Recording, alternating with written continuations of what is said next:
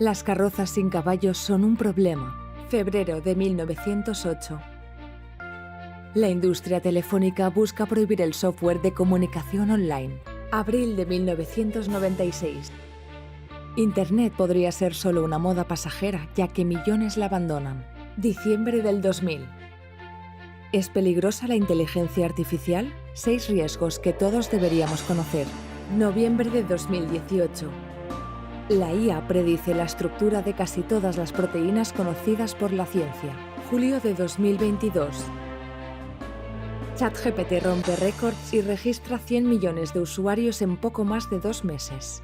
Febrero de 2023. Una aplicación de inteligencia artificial gana el Nobel, pero no será la última vez. Octubre de 2024. En los últimos 200 años, muchas de las grandes disrupciones tecnológicas que nos han hecho avanzar como sociedad, desde la máquina de vapor, pasando por el coche, la radio, la televisión o Internet, han suscitado inicialmente algunos recelos. Sin embargo, las revoluciones industriales digitales tienen un punto en común. Cuesta ver que estás en ellas cuando te toca vivirlas de lleno. Y hoy estamos en una. De hecho, cuando en el año 2040 miremos atrás, probablemente veremos que el periodo entre 2022 y 2026 fue un punto de inflexión, el inicio de la era de la inteligencia artificial.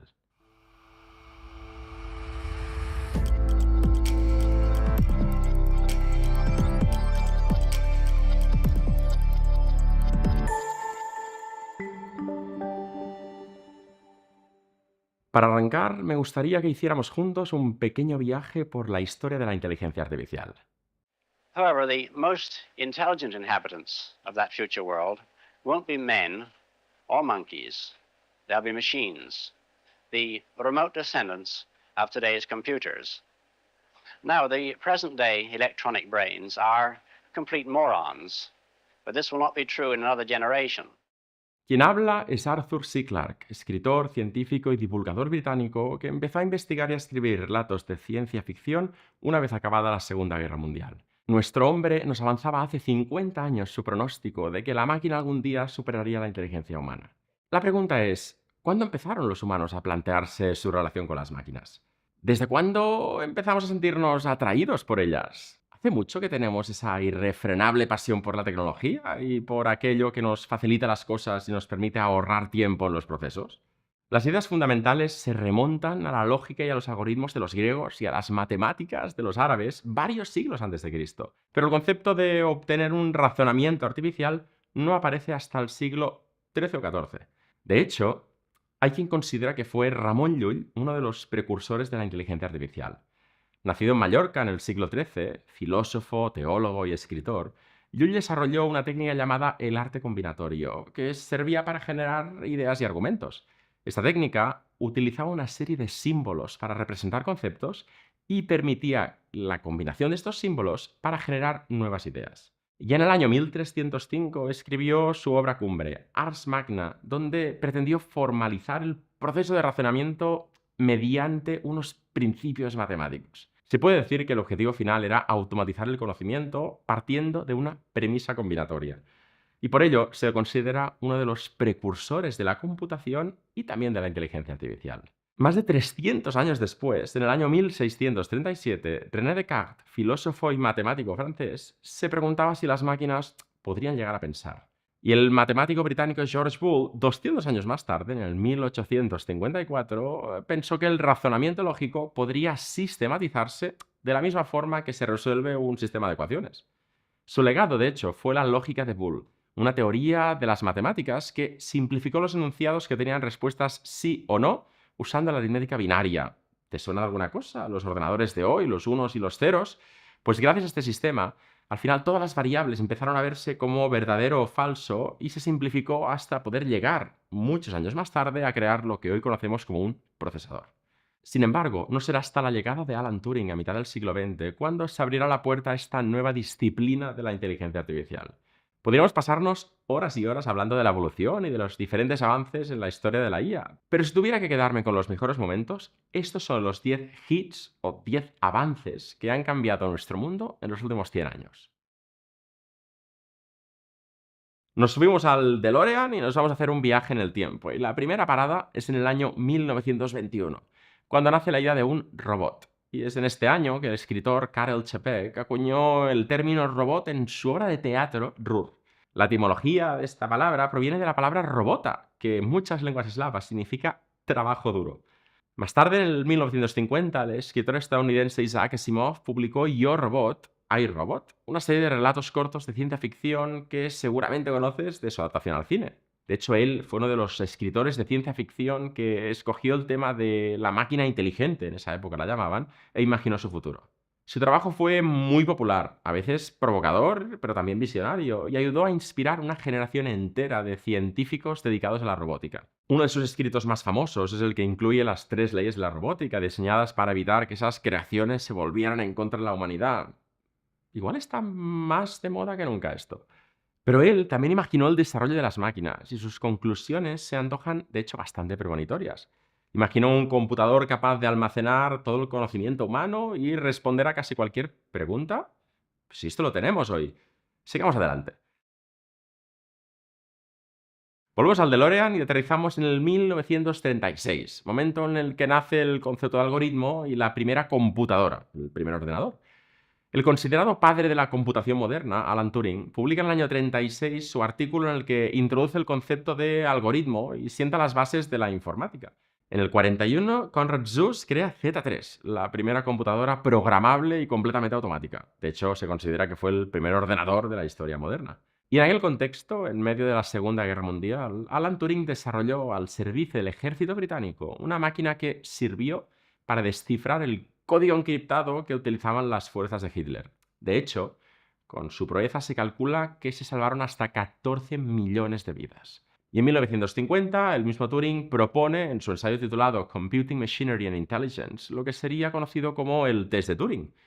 Una prueba que, de alguna forma, busca entender si algo que está siendo escrito lo hace una máquina o lo hace un humano. De alguna forma, evalúa la capacidad de las máquinas para hacerse pasar por nosotros. La tercera parada en nuestra historia es ya en 1956, y es que entonces nace el término inteligencia artificial. El informático John McCarthy lo acuña por primera vez durante la conferencia de Dartmouth, considerada de hecho el germen de la disciplina. Y al año siguiente, en el 57, Frank Rosenblatt diseña la primera red neuronal artificial, imitando el funcionamiento del cerebro humano con la tecnología que existía en ese momento. Sería el bisabuelo de Copilot. El cuarto punto de nuestro viaje es en 1966, cuando ELIZA de alguna forma dio voz a las máquinas. Desarrollada en el MIT por Joseph Weizenbaum, ELIZA fue quizás el primer chatbot del mundo. El primer programa en incorporar el procesamiento del lenguaje natural humano con el objetivo de enseñar a los ordenadores a comunicarse con nosotros en nuestro propio lenguaje, en lugar de requerir una programación en código. De alguna forma, fue un cambio de paradigma, porque en lugar de que los humanos tuviéramos que hablar como las máquinas, enseñamos por primera vez a las máquinas a hablar como nosotros. Y después de Lisa tendrían que pasar todavía muchos años hasta que se perfeccionara el reconocimiento de voz. No fue hasta 2008 cuando el iPhone integraría la búsqueda con reconocimiento de voz, el nacimiento de Siri que todos conocemos. Y el quinto punto de nuestra historia es 1968, momento en el que Arthur C. Clarke, antes lo hemos escuchado, empezó a escribir relatos de ciencia ficción una vez acabada la Segunda Guerra Mundial y publicó la novela 2001, Una odisea en el espacio. Esta sirvió de referencia, de hecho, para la película del director Stanley Kubrick. Y de hecho, Clarke fue co-guionista de la película, la cual es considerada una de las mejores pelis de ciencia ficción de la historia del cine. Y el sexto punto de nuestra historia es 1997. Ese año para muchos fue la primera vez que se materializó un concepto del que quizá alguna vez has oído hablar, la singularidad. Y muchos se preguntarán, ¿pero qué es exactamente la singularidad? Pues bien, la singularidad tecnológica es un concepto que describe el momento en el que la inteligencia artificial puede llegar a exceder la inteligencia humana y a partir de ahí avanzar de forma exponencial. Es singular porque es la última vez que el mejor humano es capaz de ganar a la mejor máquina en una disciplina. Y a partir de ahí se asume que nunca más volverá a pasar, porque la máquina tiene una capacidad de desarrollarse extremadamente más rápida que la que tenemos los humanos. Pues bien, hace 3 décadas vimos ya el primer destello real de ese concepto de singularidad. Vamos a imaginarlo. Estamos en 1997. Una ciudad, Nueva York. Un mes de mayo. Y un contexto muy concreto, una partida de ajedrez. A un lado del tablero, el mejor ajedrecista del mundo, Garry Kasparov, quien ya se había coronado campeón mundial de forma incontestable. Y delante suyo, alguien que estaba condenado a perder contra Kasparov, porque es lo que todos hacían. Sin embargo, era un contrincante más frío, más calculador. Era Deep Blue, un superordenador creado por IBM. Y aquello que hasta ese momento sonaba ciencia ficción se hizo realidad. La mejor máquina venció al mejor humano. Y con ello se abrió la puerta a la idea de que algún día llegaría la singularidad completa o general, saliendo de ámbitos tan concretos como el ajedrez. Y en cierta forma cundió también un poco el pánico. Empezamos a ver películas que hablaban de esa singularidad, donde las máquinas toman el control y demás. Sin embargo, ese primer momento de destello de singularidad también trajo algo que con el tiempo se ha transformado en una buena noticia. Y es que, dado que la máquina se demostró mejor que el humano para siempre en un tema tan concreto, el ajedrez, sería muy fácil medir si el interés decrecía. Ahora que las máquinas siempre me van a ganar, pues ya nunca más quiero aprender a jugar a este juego. O si por el contrario se mantenía. Pues bien, no pasó ni la una ni la otra. De hecho, el momento en el que el ajedrez ha tenido más adeptos en los últimos 50 años ha sido en los últimos 5 años, contando que la edad media del nuevo jugador que se inscribe en las bases de datos de ajedrez tiene de media 25 años, es decir, ya ha nacido en la era post-singularidad. Y lejos de desaparecer el interés por el ajedrez, de hecho, está hoy en su máximo histórico. Esto es importante porque nos ha venido a decir que el hecho de que la máquina haga mejor algo que el humano no significa que el humano vaya a dejar de hacerlo ni ser sustituido por la máquina. De hecho, puede crecer el interés por ese tema ahora que de alguna forma tienen los humanos una manera mucho más rápida de entrenarse y prepararse. Y con esta idea viajamos al séptimo punto de nuestra historia y al primero de este siglo, en el año 2002, cuando llega el primer robot a nuestras casas. La Rumba. Fue la primera solución de limpieza robótica que creó una empresa que de hecho se llama iRobot. Y mal no les fue. En 15 años vendieron 20 millones de unidades. Pero es que, igual que para bien, la tecnología se puede usar con fines también más dudosos. Lo hizo Boston Dynamics, abriendo el camino a la robótica militar. En 2005 crearon Big Dog, un vehículo terrestre para uso potencialmente militar no tripulado, y pocos años después, en el 2013, presentaron Atlas, un robot bípedo de rescate capaz de mantener el equilibrio o hasta hacer parkour. Las dos caras posibles del uso de la inteligencia artificial cuando la traemos a robots físicos. Vamos al octavo punto y viajamos hasta el 2014, cuando la IA superó el test de Turing. Un bot computacional llamado Eugene Guzman fue capaz de confundir a los jueces durante más del 30% del tiempo en las charlas dentro del evento anual organizado por la Universidad de Reading, haciéndoles creer que estaban hablando con un niño ucraniano de 13 años. Ganó contra otras inteligencias artificiales y destacó por contar con una personalidad concreta, suficientemente joven como para no saberlo todo y suficientemente maduro como para no ser totalmente ignorante. Y el noveno es un periodo, más que un año concreto, de casi una década. Lo que hay entre 2014 y 2023, donde de alguna forma hemos vivido el boom de los asistentes virtuales. Google Assistant, Siri, Alexa, en estos años hablar con nuestro coche, nuestra nevera, nuestra tele o nuestro altavoz, algo inimaginable no hace tanto, se ha vuelto parte de la normalidad. Estos asistentes de voz se han colado en nuestras vidas y su uso se ha extendido a muchísimos más ámbitos. De hecho, estoy seguro que si yo ahora grito, Alexa, pon una alarma para esta noche a las 4 de la madrugada, seguramente alguien se va a acordar de mí esta noche. Y el décimo y último punto de nuestra historia, ahora sí, nos lleva hasta nuestros días, con la explosión de las IAs generativas. Copilot, ChatGPT, DALL-E, Midjourney, la máquina ya no solo cruza millones de datos, sino que además aprende mientras trabaja y puede crear textos, imágenes, sonidos que no son reales, pero que de alguna forma existen. Esto tiene aplicaciones brutales en infinidad de campos, pero también conlleva riesgos. Precisamente por eso hablamos de la necesidad de un uso responsable de la inteligencia artificial y de la educación en estas tecnologías. La inteligencia artificial no solo nos asombra con la generación de contenido, sino también con sus nuevos agentes que están empezando a aparecer, que son capaces de ejecutar tareas de forma autónoma o incluso de estar permanentemente trabajando y solo buscando puntos de conexión con nosotros los humanos cuando lo consideran realmente necesario. Pero tampoco debemos olvidar que estos modelos están entrenados con datos que tienen sesgos y limitaciones, y esto puede generar discriminaciones o decisiones injustas.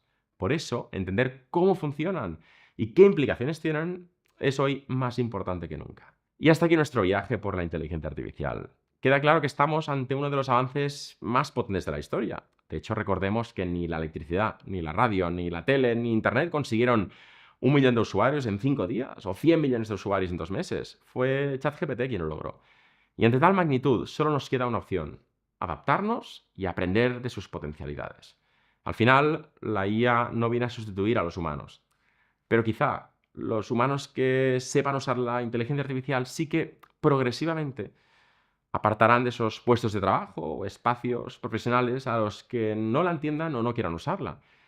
En definitiva, viene a ayudarnos a trabajar de forma más eficiente y rápida para que podamos centrarnos precisamente en aquellas partes de nuestro trabajo en las que sí podemos aportar muchísimo valor. Y acabo.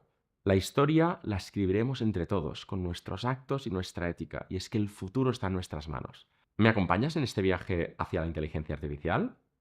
Arrancamos.